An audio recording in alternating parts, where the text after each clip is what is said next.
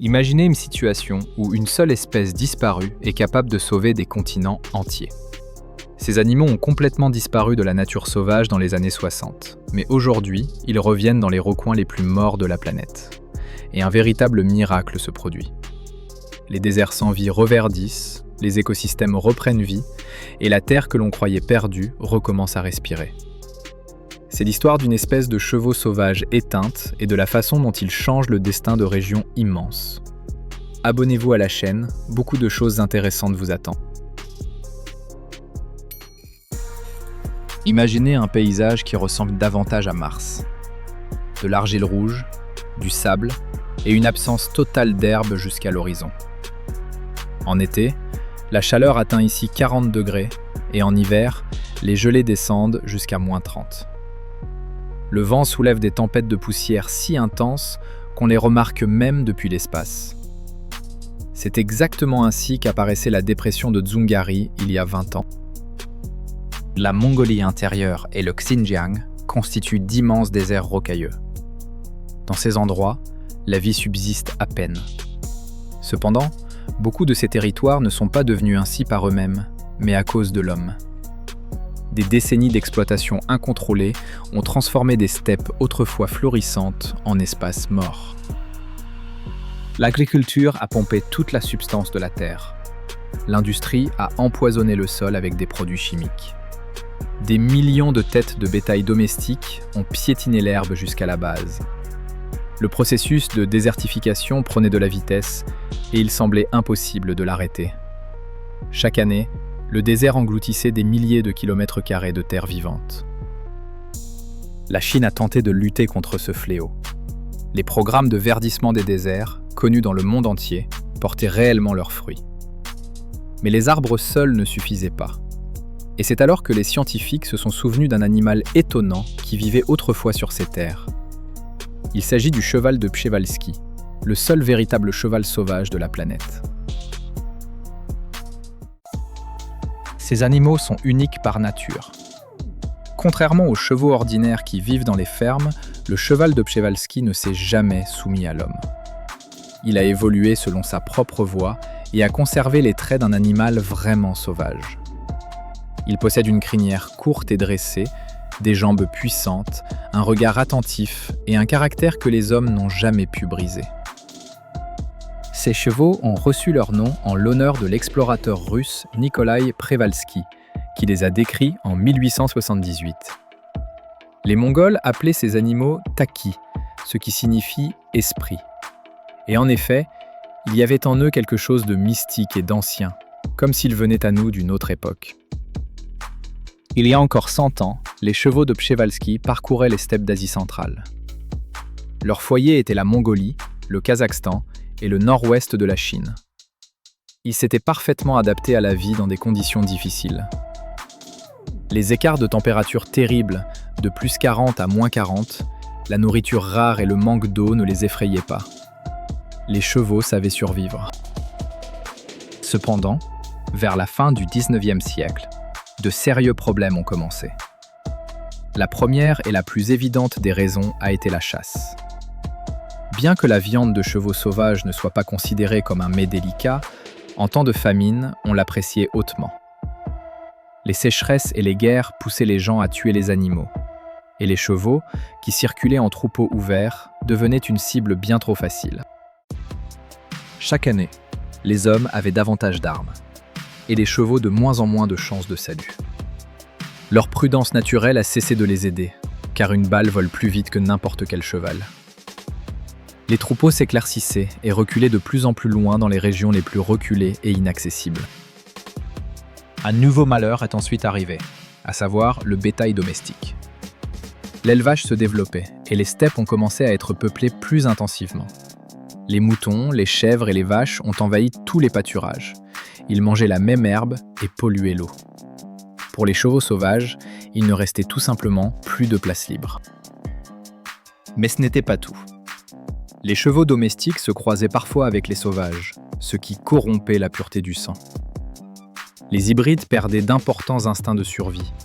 Ils ne savaient pas chercher l'eau en période de sécheresse, ni se sauver des prédateurs en hiver. Les chevaux de Przewalski de race pure devenaient catastrophiquement rares.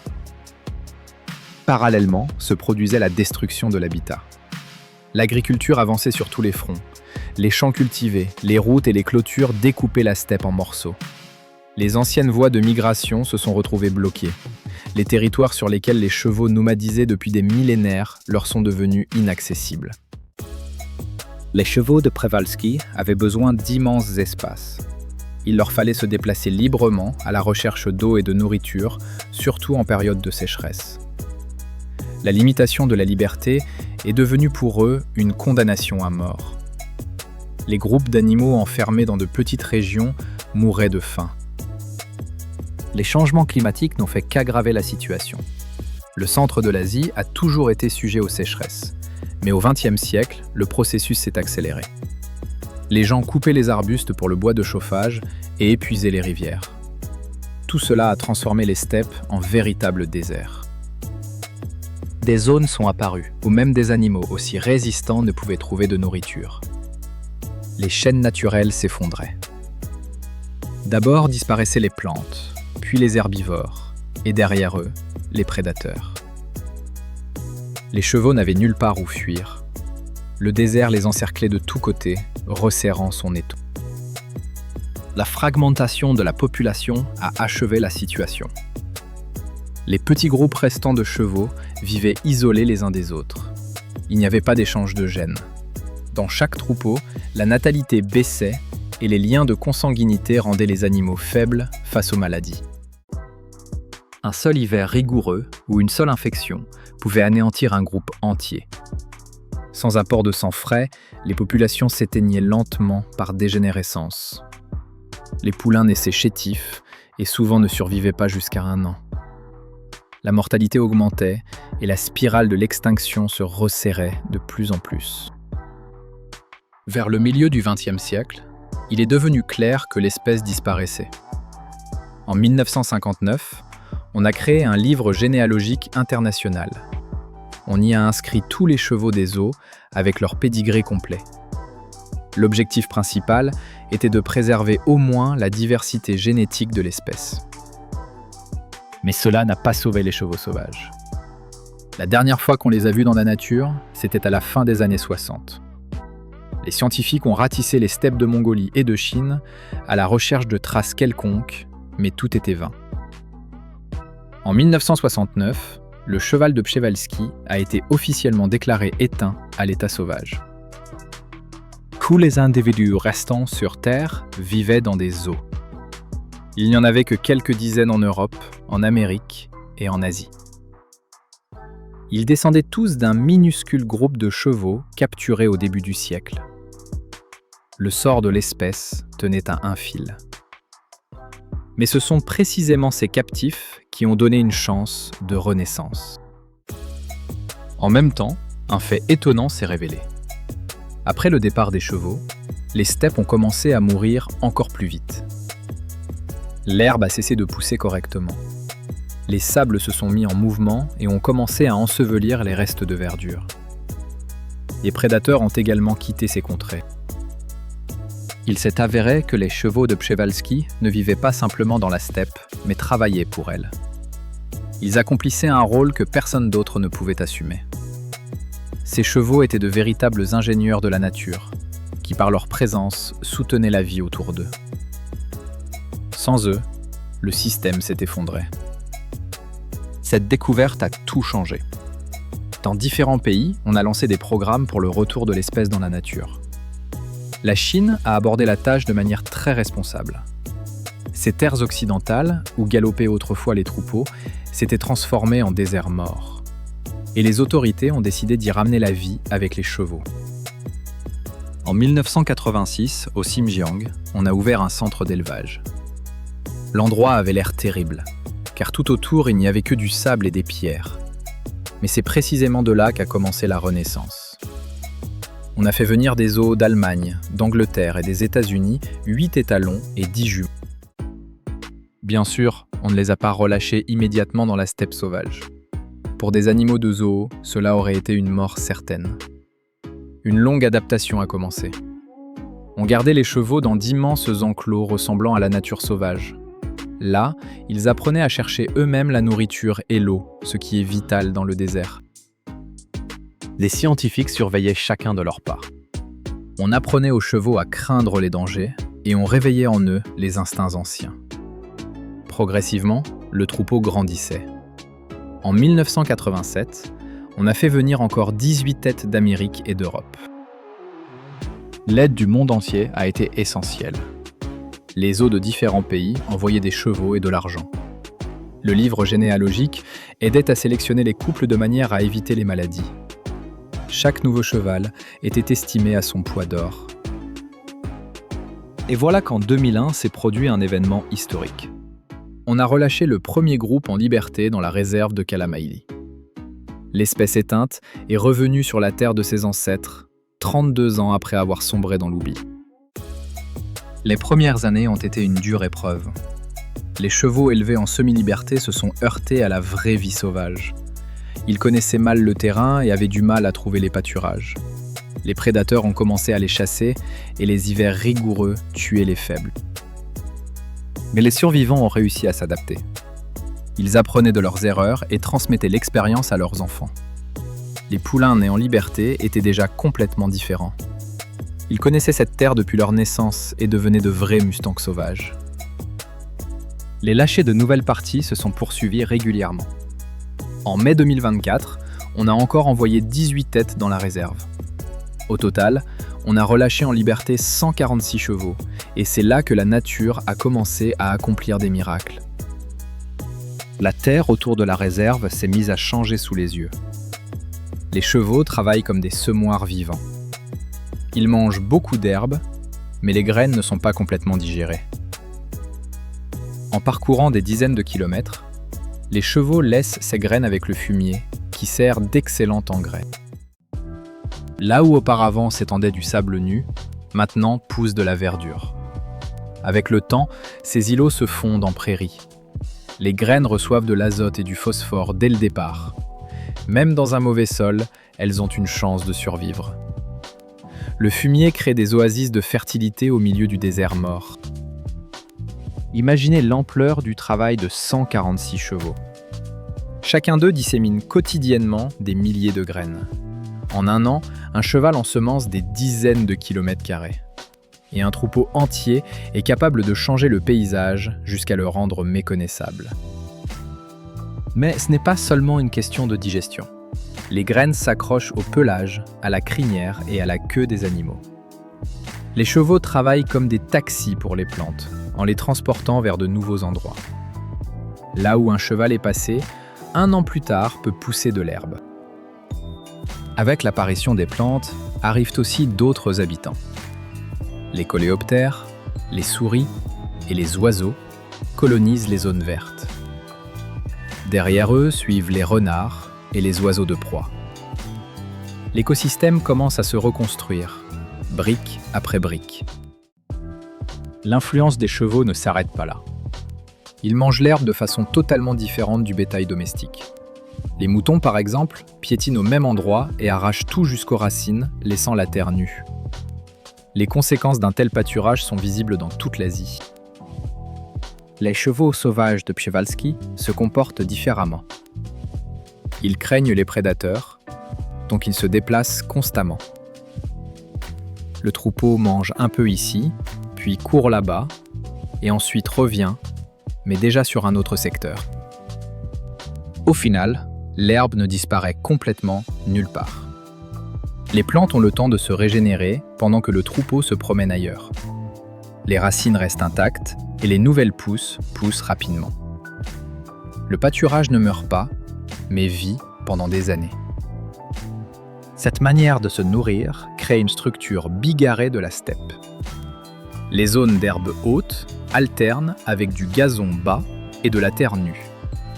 Ce n'est pas le chaos, mais une maison idéale pour différentes espèces animales.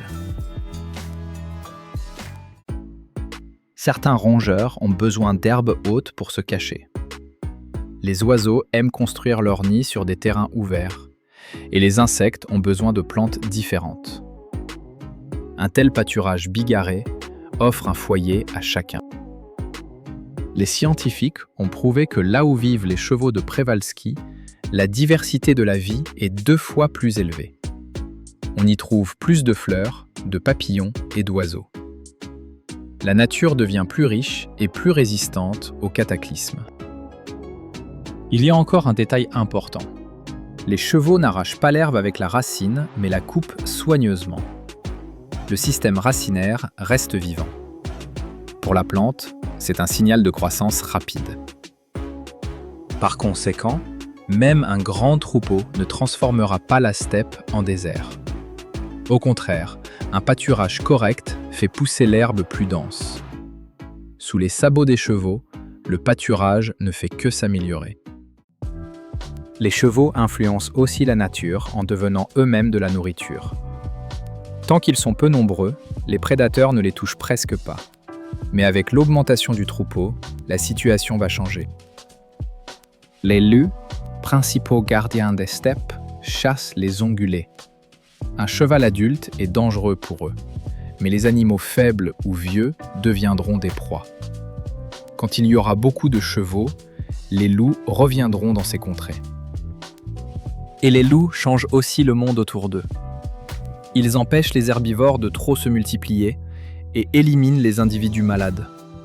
Cela assainit la population. L'influence des loups se propage en cercle dans toute la nature. On obtient une réaction en chaîne. Les chevaux plantent l'herbe nourrit les insectes et les lièvres, ceux-ci attirent les renards, et les troupeaux de chevaux appellent derrière eux les loups. Le cercle se referme et la nature fonctionne comme une horloge.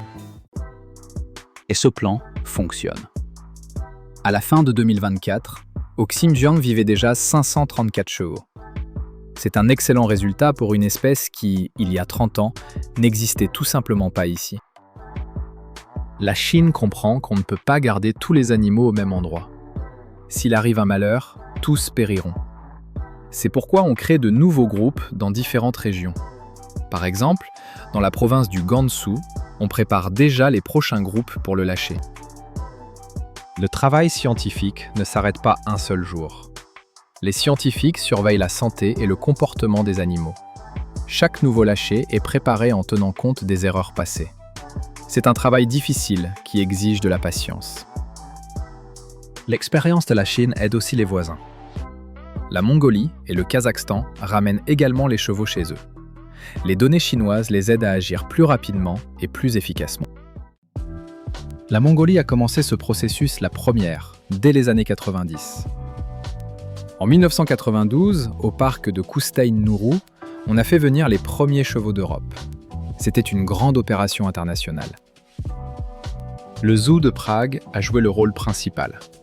C'est précisément là qu'on tient la liste de tous les chevaux de Przewalski dans le monde. Pour transporter les animaux en Mongolie, on a même alloué des avions militaires, tant c'était important. Avec le temps, de nouveaux lieux d'habitat sont apparus en Mongolie. Maintenant, il y a déjà des populations sauvages à part entière. Si autrefois il s'agissait de quelques dizaines d'individus pitoyables, maintenant plus de 1000 chevaux se promènent en liberté. Ces chevaux, personne ne les nourrit ni ne les soigne. Ils vivent comme de vrais animaux sauvages. Ils naissent et meurent dans la steppe selon les lois de la nature. Le projet a réussi et les chevaux sont à nouveau devenus les maîtres des plaines mongoles. Le Kazakhstan a suivi sa propre voie. On a fait venir les premiers chevaux au parc d'Altinemel en 2003. Il n'y en avait que 10. En 2015, le troupeau n'avait grandi qu'à 40 têtes. C'était un faible résultat. C'est pourquoi en 2024, on a lancé un nouveau projet puissant. À nouveau, se sont unis les zoos de Prague, de Berlin et les spécialistes locaux. L'objectif était ambitieux. En juin 2024, on a fait venir le premier groupe de 7 têtes. 1 an plus tard, on en a ajouté autant. Le plan consiste à relâcher dans la steppe environ 45 chevaux d'ici 2029. Un nombre moindre d'animaux ne donnera pas la diversité de sang nécessaire. Le groupe sera faible et maladif. Et 45 individus, c'est le minimum après lequel le troupeau pourra grandir tout seul. Cependant, l'endroit le plus inattendu pour les chevaux de Przewalski a été la zone d'exclusion de Tchernobyl. Après l'accident de 1986, les gens l'ont quitté et la nature a repris ses droits. Ces chevaux n'avaient jamais vécu auparavant dans ces forêts. Mais en 1998, les scientifiques ont décidé de prendre le risque. De la réserve d'Askania Nova, on y a fait venir 31 chevaux. Les conditions étaient terribles. Radiation, village détruit et loups. Il semblait que les chevaux allaient périr, mais non seulement ils ont survécu, mais ils ont commencé à se reproduire. Les premières années ont été difficiles, mais ensuite les choses sont allées mieux. En 2003, dans la zone, on comptait 67 têtes. En 2018, il y en avait déjà 150. Et selon les données de 2025, il y vit environ 200 chevaux et la radiation ne leur fait aucun obstacle. À Tchernobyl, les chevaux font le même travail que dans la steppe. Ils mangent l'herbe et empêchent la forêt de devenir trop dense. Grâce à eux, dans la zone se conservent des clairières ouvertes où vivent d'autres animaux rares. L'histoire de ces chevaux prouve l'incroyable. Même une espèce complètement disparue peut être ramenée. Et elle reviendra non pas comme une pièce de musée, mais comme une partie importante de la nature qui change le monde autour d'elle. Ces chevaux ne font pas que vivre, ils travaillent. Ils restaurent la terre tuée, plantent des forêts et nourrissent les prédateurs. Ils transforment les déserts morts en jardins florissants. Et c'est un fait scientifique. Bien sûr, le danger n'est pas encore passé. Dans le monde entier, il y a maintenant environ 2000 de ces chevaux, et seulement la moitié d'entre eux vivent en liberté. C'est très peu. N'importe quelle épidémie peut tout détruire. C'est pourquoi le travail bouillonne. De nouveaux centres s'ouvrent, de nouvelles terres sont préparées. Les généticiens congèlent les cellules des animaux au cas où surviendrait une catastrophe. Chaque vie compte. Le cheval de Przewalski a parcouru le chemin d'un effondrement total jusqu'à un retour triomphal. C'est un exemple du fait que, même dans une situation sans issue, il ne faut pas baisser les bras. On peut aider la nature si on lui donne une chance. Et parfois, cette chance devient un animal que nous avons failli perdre pour toujours. Abonnez-vous à la chaîne et écrivez absolument vos pensées dans les commentaires.